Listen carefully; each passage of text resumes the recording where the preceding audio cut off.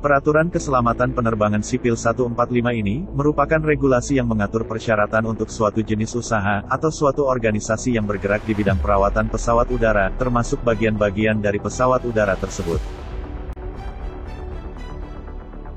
Karena menyangkut keselamatan orang banyak, sebelum dapat melakukan kegiatan usahanya di bidang perawatan pesawat udara, dan juga sesuai amanah Undang-Undang Penerbangan Nomor 1 Tahun 2009, yaitu pada Bab 8 Pasal 47 Ayat 1 yang berbunyi.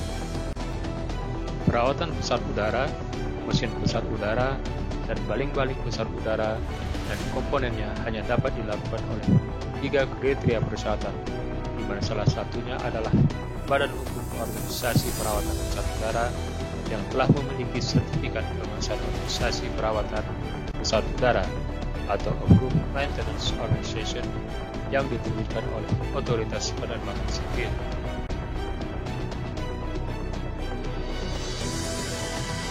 Untuk mendapatkan sertifikat pengesahan organisasi perawatan tersebut, organisasi atau perusahaan tersebut wajib disertifikasi, atau disahkan melalui suatu proses pemeriksaan, dan pengujian oleh Otoritas Penerbangan Sipil, untuk dapat dinyatakan layak, atau approved sebagai organisasi yang mampu, atau layak dalam menjalankan usahanya, sesuai kriteria atau rating tertentu, yang ada dalam Peraturan Keselamatan Penerbangan Sipil 145 ini.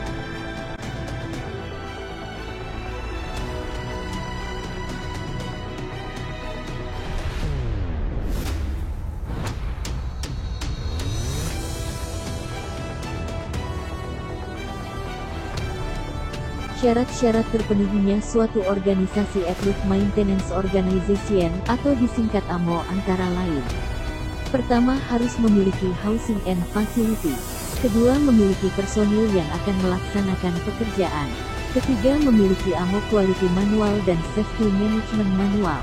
Keempat, memiliki equipment dan material yang diperlukan, sesuai kebutuhan organisasi tersebut. Dan yang kelima, memiliki technical publication sebagai panduan manual dalam melaksanakan pekerjaan.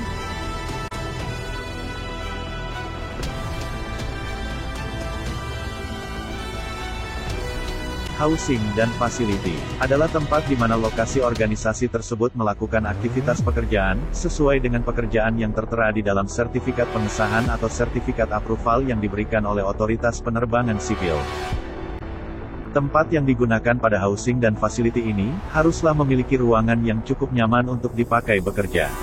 Memiliki penerangan yang cukup, sehingga orang yang bekerja dapat melihat dengan jelas objek dari pekerjaannya.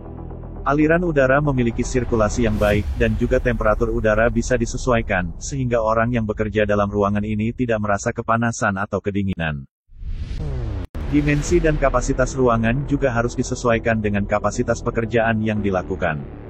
Semakin besar dan kompleks pekerjaan yang dilakukan, tentu saja semakin besar dimensi dan kapasitas ruangan yang dibutuhkan. Selain workshop, atau bengkel, atau hanggar, tempat di mana aktivitas utama dari organisasi ini berlangsung, ruangan kantor administrasi juga dibutuhkan. Selain sebagai tempat penyimpanan dokumen administrasi karyawan, juga bisa digunakan sebagai tempat menyimpan segala data pekerjaan yang telah dilakukan. Ruangan tempat menyimpan suku cadang atau storage juga harus ada. Persyaratan untuk ruangan ini, tentu saja menyesuaikan dengan komponen suku cadang yang disimpan. Ruangan untuk menyimpan peralatan kerja, juga harus ada. Terutama peralatan kerja yang disimpan, harus dapat dipantau, agar tidak terjadi kesalahan dalam penggunaan alat kerja, serta dapat dikontrol secara berkala, terutama peralatan yang memiliki masa kalibrasi tertentu.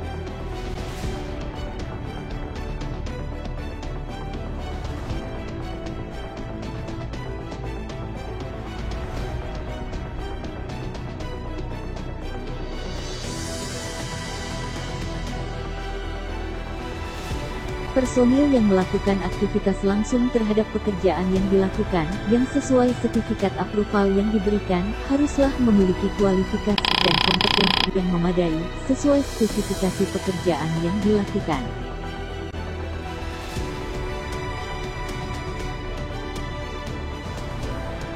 Jumlah personil yang tersedia tentu saja disesuaikan dengan seberapa besar organisasi ini membutuhkan pekerja dan personil yang diperlukan untuk melaksanakan pekerjaan.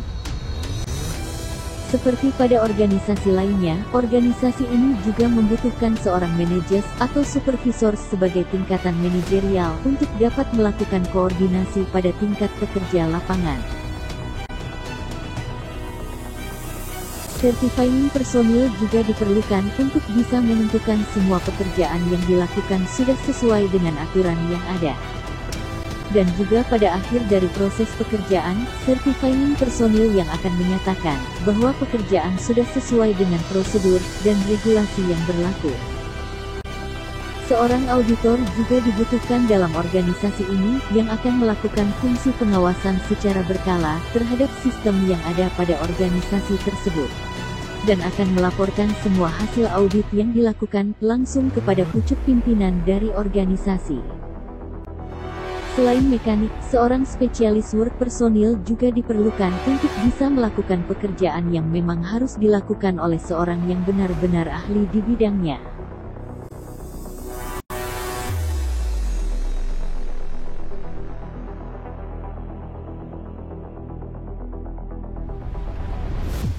Organisasi ini wajib memiliki 3 manual sebagai panduan di dalam menjalankan organisasinya, yaitu Approved Maintenance Organisasi Manual, Quality Manual, dan Safety Management System Manual.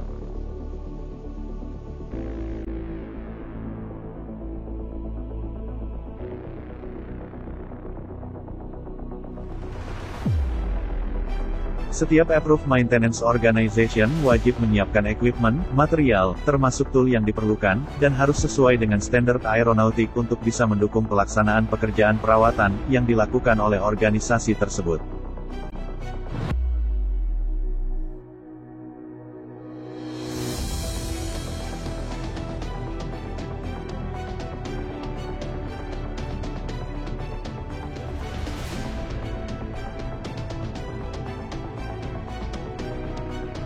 Setiap Approved Maintenance Organization wajib memiliki Technical Publication sebagai referensi manual untuk mendukung pelaksanaan perawatan yang dilakukan oleh organisasi ini.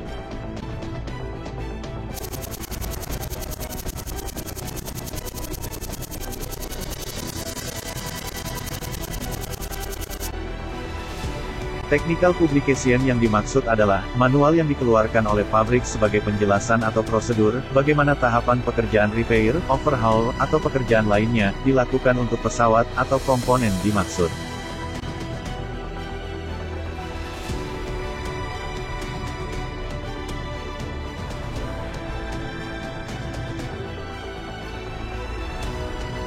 Ada 7 peringkat atau 7 bidang pekerjaan yang diberikan sebagai pengesahan kepada organisasi perawatan ini.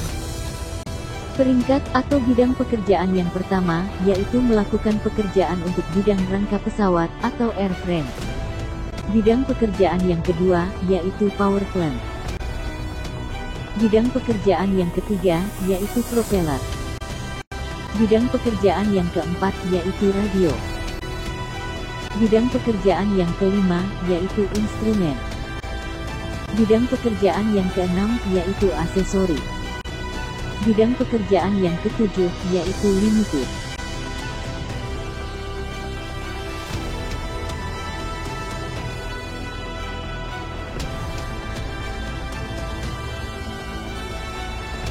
Untuk bidang pekerjaan, rangka pesawat atau airframe dapat dibagi lagi menjadi 4 kelas, yaitu kelas pertama, untuk pekerjaan pesawat kecil, yang mempunyai konstruksi, struktur komposit.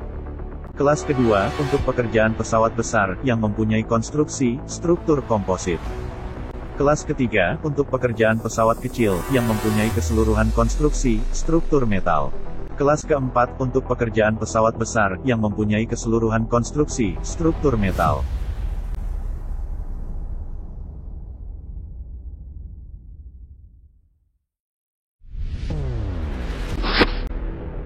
Cirrus Aircraft SR-22 merupakan ilustrasi pesawat kecil yang memiliki konstruksi komposit airframe.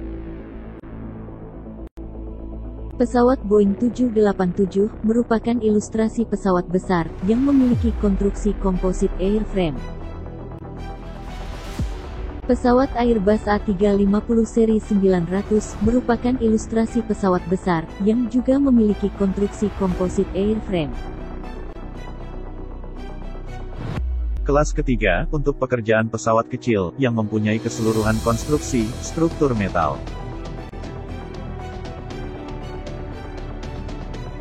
Kelas keempat, untuk pekerjaan pesawat besar, yang mempunyai keseluruhan konstruksi, struktur metal.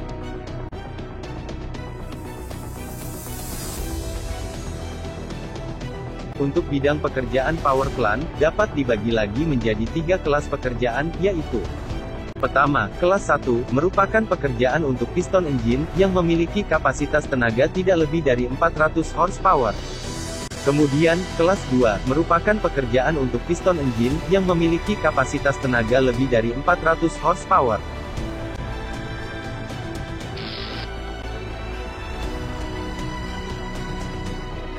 Dan kelas 3, merupakan pekerjaan untuk turbin engine.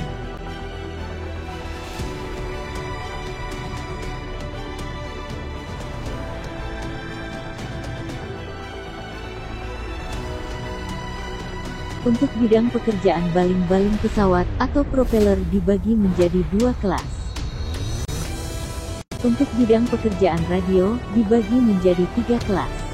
Kelas pertama untuk peralatan komunikasi. Kelas kedua untuk peralatan navigasi. Dan kelas ketiga untuk peralatan radar. Untuk bidang pekerjaan instrumen dibagi menjadi 4 kelas, yaitu mekanikal, elektrikal, giroskopik, dan elektronik. Untuk bidang pekerjaan aksesori dibagi menjadi 3 kelas, yaitu mekanikal aksesori, elektrikal aksesori, dan elektronik aksesori.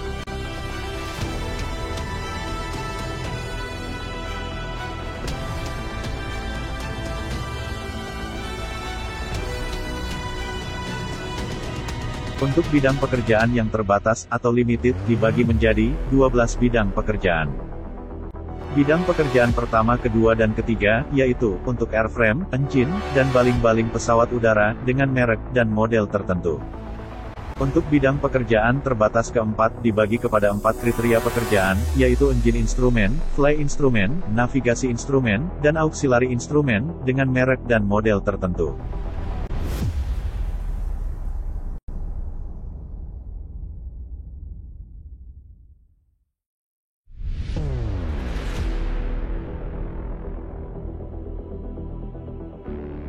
Untuk bidang pekerjaan terbatas kelima, yaitu peralatan radio dengan merek dan model tertentu. Untuk bidang pekerjaan terbatas keenam, yaitu aksesori dengan merek dan model tertentu. Untuk bidang pekerjaan terbatas ketujuh, yaitu komponen dari roda pendaratan. Untuk bidang pekerjaan terbatas kedelapan, yaitu pelampung keselamatan berdasarkan merek. Untuk bidang pekerjaan terbatas ke-9, yaitu inspeksi dengan menggunakan metode non-destruktif, testing, dan processing.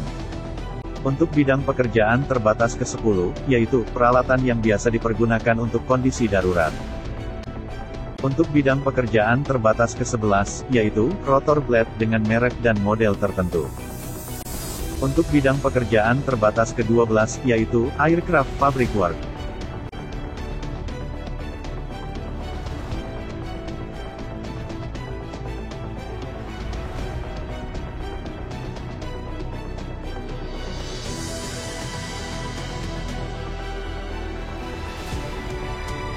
Demikianlah sekilas penjelasan tentang gambaran Peraturan Keselamatan Penerbangan Sipil atau Civil Aviation Safety Regulation 145 tentang Approved Maintenance Regulations. Semoga bermanfaat. Terima kasih.